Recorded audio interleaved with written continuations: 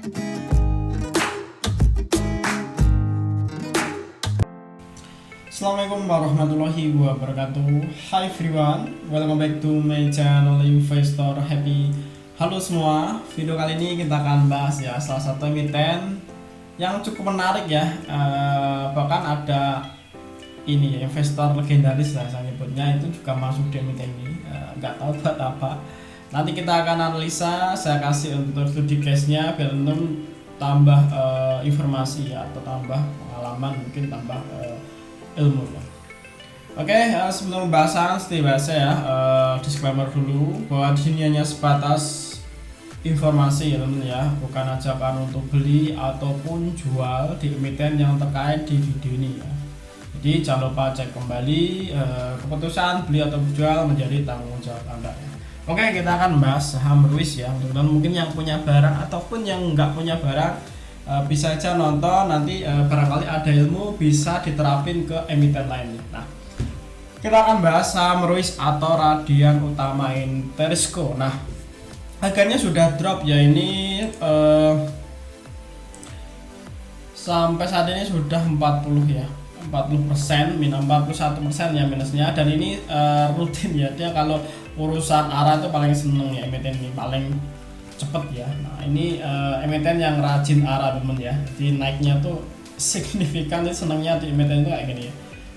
Ini tuh paling hobi arah temen ya, jadi kalau naik tuh set ya, progresif banget pokoknya ya kalau naik, bukan tipe lemot. Tapi sekali lagi ya, pasti kalau ada arah pasti juga ada RD ya. Nah seperti itu. Nah ini tak notin di awal, ini tidak cocok untuk invest ya, kalau saya tidak cocok invest, tapi untuk istilah saya itu saham lucu-lucuan saya ya. Nah, kita ambil dengan jangka waktu tertentu, nanti pasti akan sangat profit ya. Nah seperti itu. Nah, ataupun untuk harian aja bisa di sini ya, karena cukup volatile ya. Nah kita akan bahas segi beberapa data. Pertama kita lihat untuk seasonality-nya ya, atau wetonmologinya. Nah kalau kita lihat seasonality-nya ini untuk April masih 50 ya, jadi 50-50 antara probabilitas naik dan turunnya itu sama ya, 50 ya, jadi ada kemungkinan turun juga ada kemungkinan naik ya. Nah paling tinggi itu di bulan Agustus, Oktober dan November, ini yang paling tinggi untuk probabilitas naiknya ya. Nah ini dari segi wetonmologi seperti itu ya, nanti kita akan bahas ya. Nah ini yang paling saya senang itu di sini ada yang masuk ya, ada yang beli lagi itu investor yang cukup ternama ya, Pak Heyanto. Nah ini mungkin teman kurang familiar ya mungkin teman. Nah tapi Pak Heyanto itu ini ya guys ya, mungkin tidak sefamiliar Pak Le Kong Heng ya, LKH. Tapi sebenarnya itu sama ya, dia sama-sama, menurut saya itu sama-sama legendaris ya, investor di bursa efek kita ya. Nah ini sama Pak LKH dengan Hayanto, Pak Le Kong Heng dengan ini sama aja ya, Pak LKH dengan ini, cuma Pak Hayanto ini tidak sefamiliar Pak LKH memang ya. Nah ini beberapa sahamnya tuh unik ya, nanti kita kasih case-nya ya. Nah ini nggak tahu ya, di 4 Februari waktu turun tuh dia ngambil beliau ya, ngambil. Nanti kita singgutin ya, ini Februari itu artinya di posisi ini teman-teman. Waktu Februari bahkan naik ya, posisi ya di arah sini ya, kemungkinan range harganya di arah sini ya. Jadi mungkin range 200 sampai sini ya, anggaplah di 200. Jadi average beliau tuh ya di sekitar sini ya, pas di area sini ya. Jadi mungkin di 200-an. Ini ngambil beliau ya, ambil barang ini mulai start dari awal ya, awal Februari beliau udah ngambil, dan beliau jual beli juga ya, beli setelah itu jual beli ya. Ini 12 Januari itu jualan, jadi posisi ini ya dia jualan, artinya memang dia beli di bawah, setelah itu jual di atas ya. Nah ini terjadi waktu di MDLN teman-teman ya, mungkin teman yang ngikuti MDLN pasti masih ingat lah ya. Kelihatan ya di situ beliau ya, ini tak tunjukin datanya ya. Ini yang lama-lama saya ingat betul ya bahwa beliau itu ngambil di harga 50 ya. Kalau salah 50 dia data waktu masih ini ya, karena itu menjadi case saya, emiten yang saya incar di 50-an ya, MDLN. Setelah itu lepas dari eh, tato ya atau sudah dibuka itu langsung ini ya, langsung ternyata naik ya, langsung naik. Dan dia bahkan kalau udah 50 ke hacknya tuh sudah breaker. Ini kelihatan ya Pak Yanto ini jual terus beli kayak gitu terus ya. Jadi bisa kemungkinan nanti juga akan sama ya di sini. Bahkan kalau kita lihat Ruis ini harganya sudah drop ya. Jadi tinggal lihat aja, semoga nggak diturunin lagi ya. Nah, kita akan bahas dari segi laporan keuangannya ya, biar nanti teman juga ada gambaran terus tuh kayak apa ya perusahaannya. Nah, kita lihat ya dari laporan keuangan ini per kuartal 3 ya teman-teman ya, karena untuk kuartal keempatnya belum keluar ya. Ini terakhir di kuartal 3, kuartal 4-nya tadi tak cari belum ada, ini belum ada. Oke, kita pakai kuartal 3 dulu. Nah, segi aset terus ini punya aset sekitar 1,3 triliun ya, ini asetnya. Kalau kita bandingkan secara per kuartal 4 ya tahun lalu 2021 ini naik ya, dari sebelumnya 1,297 naik ke 1,341. Jadi ada kenaikan sekitar 45 miliar ya, kenaikan dari segi asetnya. Kalau kita lihat untuk liabilitasnya ini sekitar 829 ya, cukup tinggi ya, 829 miliar cukup tinggi ya ini, karena cuma punya aset sekitar 1,3, punya utang yang mungkin sudah di atas 70 ya atau 60%-an ya ini ya. Jadi masih sekitar ini ya 829 ini naik ya, kalau kita bandingkan secara year to year naik. Jadi sebenarnya 813 naik ke 829, jadi ada sekitar 26 ya. 16 ya, 16 miliar kenaikan untuk liabilitasnya. Nah, untuk ekuitasnya ini masih naik ya, karena asetnya tadi naik ya. Ekuitasnya dari 484 naik ke 512 ya. Naik sekitar 28 ya, 28 miliar ya. Nah, ini tapi cukup tinggi guys ya untuk liabilitasnya kalau kita bandingkan dengan aset ya. Hampir 60 ya. Hampir 60% ya. Nah, untuk labanya ini masih bukan laba ya, bukan laba, 1,2 T ya, ini naik ya, kita bandingkan secara year to year naik dari sebelumnya 1,178 naik ke 1,26 ya. Nah, untuk laba brutonya masih kita 161 miliar ya, naik sekitar 11 miliar ya, karena sebelumnya itu di kuartal yang sama di tahun yang beda itu 150 ya. Kalau kita bandingkan secara year to year, nah ini untuk total laba bersihnya ini sekitar 31 miliar. Kalau kita bandingkan secara year to year ini naik ya, sekitar 100-an ya, 100 berapa? 130 mungkin ya, 312 ke 31 ya, ini apanya ya, 31 12 itu sekitar ya 150% guys kenaikan dari labanya ya. Untuk IPS nya sendiri ini naik ya, dari sebelumnya 18 naik ke 25 ya. Nah, ini sekitar 38% ya kenaikan dari IPS nya sendiri. Jadi secara fundamental memang ini ada pertumbuhan ya, kinerja dari sisi laba ruginya. Untuk asetnya tidak naik signifikan ya. Nah, untuk liabilitasnya terlalu tinggi guys ya. Tapi untuk arus kas ini masih positif ya, kasnya positif walaupun turun ya, dari sebelumnya 75 turun ke 53 ya.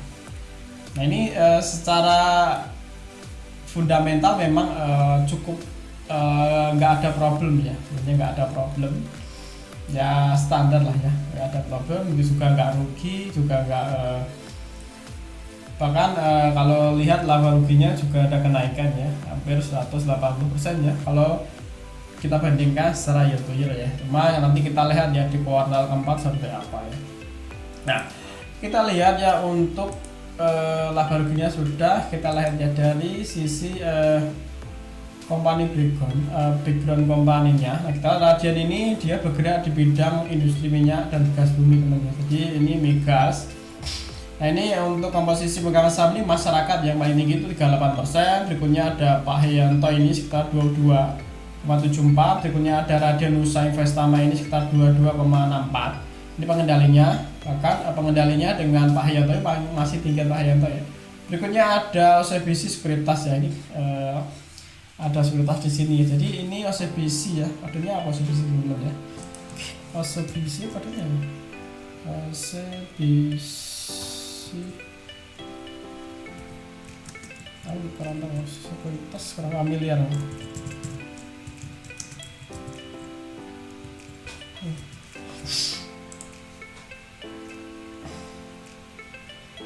TP ya, TP teman-teman. Nanti kita lihat ya, ini bisa aja dipantau karena di sini ada sekuritas ya, namun di sini apakah ini barang repo atau tidak, saya belum menelusurnya ya.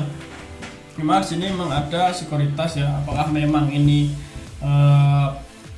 barang sengaja disuit ya, ataupun memang untuk naruh ya, naruh investor yang mau masuk itu saya nggak tahu, nanti kita telusuri ya. Nah tadi teman-teman sehingga kasih info ya kalau mau tahu ya. Nah ini kalau kita lihat number of share-nya ini, jumlah gangsalnya sudah turun juga ya, dari sebelumnya 219 turun ke 1008 ya. Nah seperti ini. Epo price-nya di 250, ini tanggal listingnya 12 Juli 2016, jadi sudah naik ya. Masih diturun di bawah epo price-nya ya saat ini, karena epo price-nya di 250. Oke, dari segi pegangan saham seperti itu. Nanti sini sudah pulang ya. Harusnya di Maret juga pulang ya, karena harganya sudah drop 43%. Nah, ini tak tunjukin waktu di MDLN ini ya. Ini beliau ngambil juga jualan. Jadi kita bisa ngikutin ya, karena saya juga ngikutin emiten beliau ya, kecuali di tele ya, karena masih suspend ya. Untung di tele saya nggak masuk, ngikutin salah satunya di MDLN ya. Nah, kita lihat ya untuk Ruis apakah nanti akan naik. Nah, kita akan lihat dari chartnya dulu. Nah, sebenarnya dia sudah di area demandnya teman ya. Ini kalau kita tarik panjang, memang ini area demandnya, di area demandnya sini ya teman ya. Di area demand. Nah, ini sebenarnya pas di area demandnya kalau kita tarik dari 2002 atau setahun yang lalu ini ya. Tapi dia pernah jatuh sampai 167 ya ini. Yang pasti kalau kita lihat average-nya beliau Pak Hayanto ini, kalau kita lihat dari tanggal ini ya, dia ngambil awal Februari ya, berarti kemungkinan average-nya kan di area sini ya, Februari ya, jadi average-nya di area sini ya. Jadi kalau kita taruh mungkin average beliau awal Februari dia ngambil, jadi di area sini ya, di area 200 sampai area 220-an, nah daerah situ, nah areanya beliau. Jadi untuk saat ini masih di range-nya beliau ya. Nah emang harganya sudah ini ya, sudah masuk area overbought. Tapi kita lihat ya, ini saya rasa masih ada potensi naik. Kenapa? Karena memang harganya sudah turun. Mungkin kalau turun-turun lagi mungkin akan ke di area sini ya. Nah ini untuk strateginya gimana? Nah ini bisa jadikan support ya, seandainya nanti jebol area demandnya ini titik terakhir untuk out dulu ya. Kenapa? Karena bisa saja nanti akan jeblos dulu ke sini dulu ataupun ke sini ya. Ataupun strateginya gini teman, mau nunggu di area sini ya silakan, ini terbawahnya, ataupun di area sini ya, ini paling terbawah dari 3 tahun terakhir ya, dari 2001 sampai saat ini tuh paling terbawah ini ya, di range ini. Cuma semenjak itu belum, tetap di area sini ya. Kita lihat ya untuk bandarmologinya, tadi ada broker TP ya. Nah di sini nggak kelihatan TP jualan ya.